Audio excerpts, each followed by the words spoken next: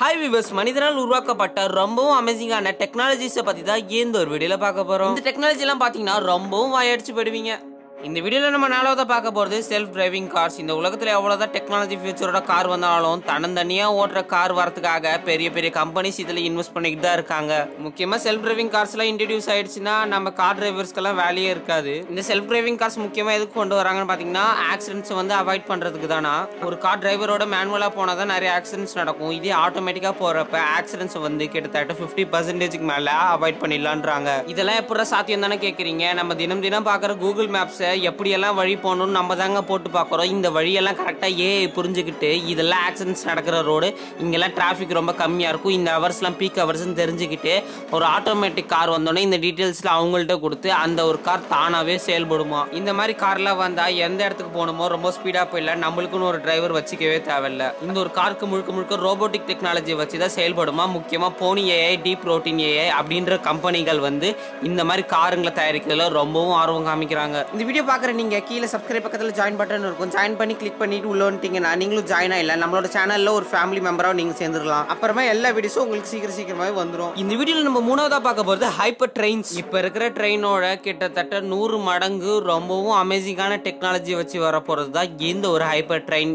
இந்த ஒரு கண்டுபிடிப்பு கிட்டத்தட்ட 2030 வரும்னு எதிர்பார்க்குறாங்க. ஒரு சின்ன உதாரணத்துக்கு சென்னையிலேருந்து மதுரை போக நம்மளுக்கு 5 மணி நேரத்துலேருந்து 7 மணி நேரம் ஆகும். இதே இந்த ஹைப்பர் ட்ரெயினை யூஸ் பண்ணி பார்த்தா நம்மளுக்கு கிட்டத்தட்ட 2 மணி நேரத்தில் சென்னையிலேருந்து மதுரைக்கு போயிடலாம். அதாவது பார்த்தீங்கன்னா ஒரு பிளெயினில் போகிற ஸ்பீடை வந்து இந்த ஒரு ஹைப்பர் ட்ரெயினில் போகிறத கொடுத்துருவாங்களாம். இந்த ஒரு ட்ரெயின் வந்து பார்த்தீங்கன்னா இப்போதைக்கு வெளிநாட்டில் தான் வச்சு டெஸ்ட் பண்ணிக்கிட்டு இருக்காங்க. நம்மளோட நாட்டுக்கு இன்னும் வரலைங்க. நம்மளோட நாட்டுக்குலாம் வந்தால் ரொம்பவும் அமேசிங்காக இருக்கும். ஸ்பீடாக நம்ம ஒரு இடத்துக்கு இன்னொரு இடத்துக்கு ட்ரெயின் மூலமாக போயிடலாம்.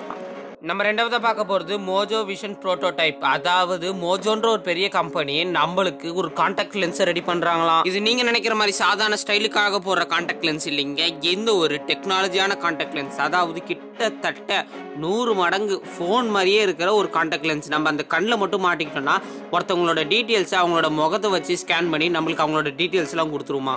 இது இன்னும் சிம்பிளாக சொல்லணும்னா நம்மளோட ஆண்ட்ராய்டு டிவி, நம்மளோட ஆண்ட்ராய்டு ஃபோன்லாம் எப்படி நம்ம கையை வச்சு நம்ம கையால் வந்து ஆப்ரேட் பண்ணுறோமோ அதே மாதிரி இந்த ஒரு லென்ஸை நம்ம கண்ணில் வந்து வியர் பண்ணிக்கிட்டோம்னா நம்மளோட சென்ஸ், அதாவது நம்மளோட அறிவுத்திறன் மூலமாகவே இந்த ஒரு லென்ஸை ஆப்ரேட் பண்ண முடியுன்றாங்க.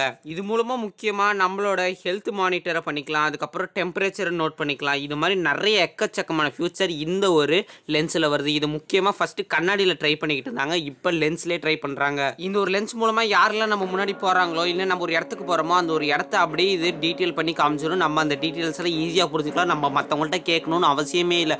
முக்கியமாக இன்ட்ரோவர்ட் அந்த மாதிரி பர்சனுக்கு இது ரொம்பவும் யூஸ்ஃபுல்லாக இருக்கும்.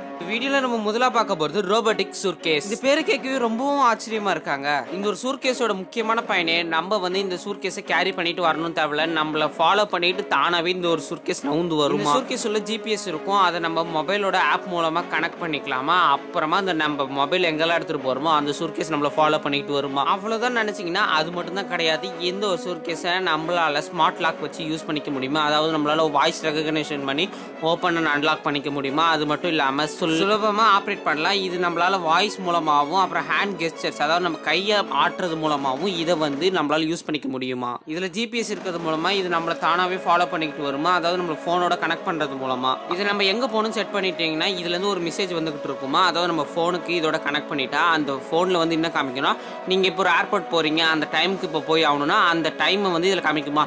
Now you are going to airport இந்த டைம் அப்படின்னு சொல்லி அதை வந்து இங்கிலீஷ்லேயே வந்து காமிக்குன்றாங்க. இப்போல்லாம் சூட்கேஸ் எங்கே போனாலும் தூக்கிட்டு போகணும், வெயிட் அதிகமாக இருக்கீங்க, நடத்திட்டு வரணும்னாலும் ரொம்ப கஷ்டமாக இருக்குல்ல. இது ஸ்டாண்டிங் மோடிலையும் அப்புறம் டவுனில் படுத்துக்கிட்டு வர மாதிரியும் தானாகவே இது நம்மளை ஃபாலோ பண்ணிட்டு வருமா. இந்த வீடியோ பார்க்குற நீங்கள் தேங்க்ஸ் சொல்லணும்னு நினச்சிங்கன்னா கீழே தேங்க்ஸ் பட்டன் இருக்கும், அதை கிளிக் பண்ணி எங்களுக்கு தேங்க்ஸ் நீங்கள் சொல்லிடலாம். அது மட்டும் இல்லாமல் இந்த வீடியோவில் உங்களுக்கு எந்த டிவைஸ் ரொம்ப பிடிக்குமோ அது கமெண்ட் பண்ணிடுங்க. அடுத்த வீடியோவில் பார்க்கலாம். Tata, bye bye.